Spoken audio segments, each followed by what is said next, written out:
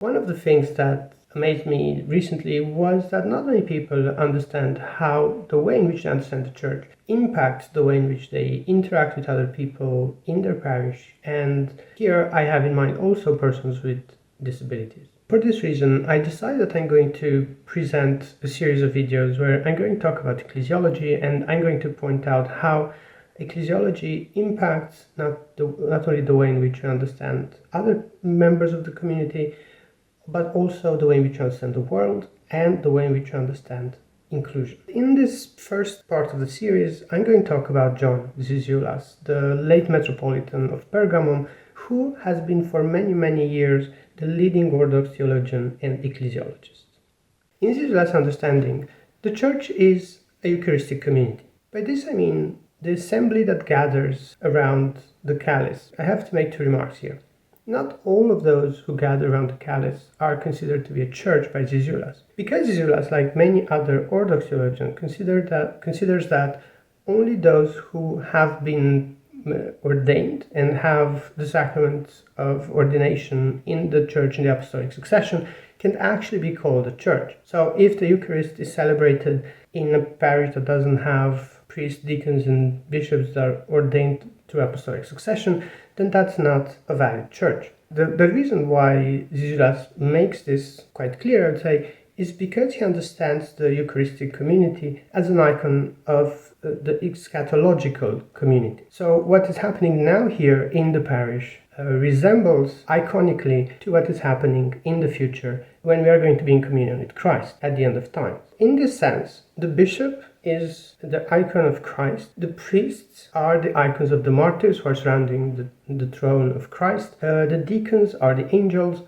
and faithful are the community of Christians from all times and all places in history that are going to be gathered around the throne of the Lamb. Now, there's another layer here that is very important for Zizioulas, namely that the Holy Spirit is the one that comes and brings this iconic gathering to actually be the real presence of Christ in the Eucharist and in the community. The way in which the Holy Spirit does this is by lifting the community out of history to the eschatological presence of Christ. And this is very important because it has several implications.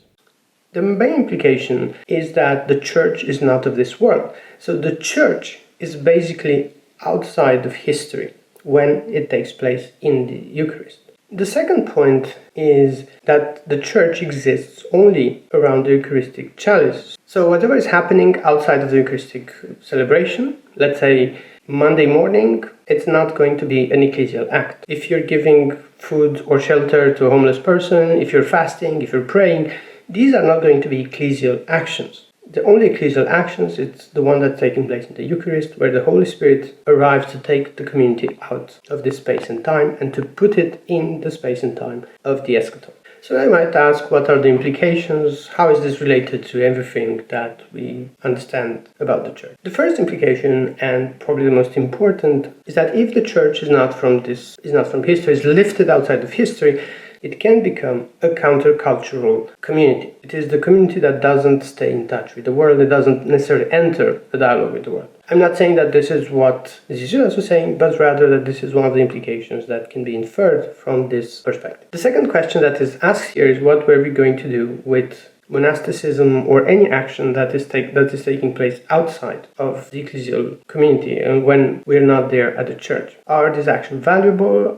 Do they matter for the church? Are they strengthening the church? Or are they just individual actions that contribute nothing to the whole of the church? So it has this unclear dimension. Now you're going to ask, what are the implications for persons with disabilities? There's a positive and a negative. The positive implication is that since the church is not from this world, then the church theoretically doesn't have to accept the values of the world. And this means, in particular, that if, as we're seeing around us, the value of someone is given by how much money the person has, how productive the person is in the society, all this doesn't have to be the case in the church, and this shouldn't be the case in the church. Because in the church, we know that each human being has been created in the image of God. So what matters here is to support the values that we have and the dignity of each human being in front of this approach coming from society that emphasizes the importance of productivity, of intellectual capacities,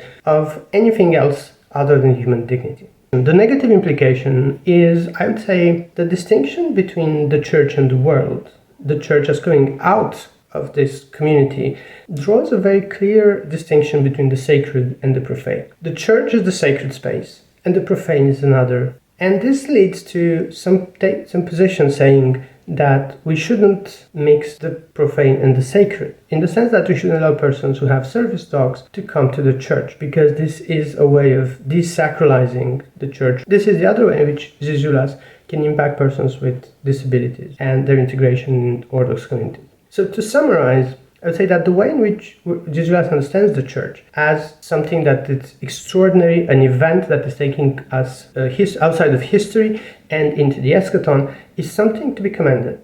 At the same time, there are some points that need to be reevaluated when we think about the inclusion of persons with disabilities.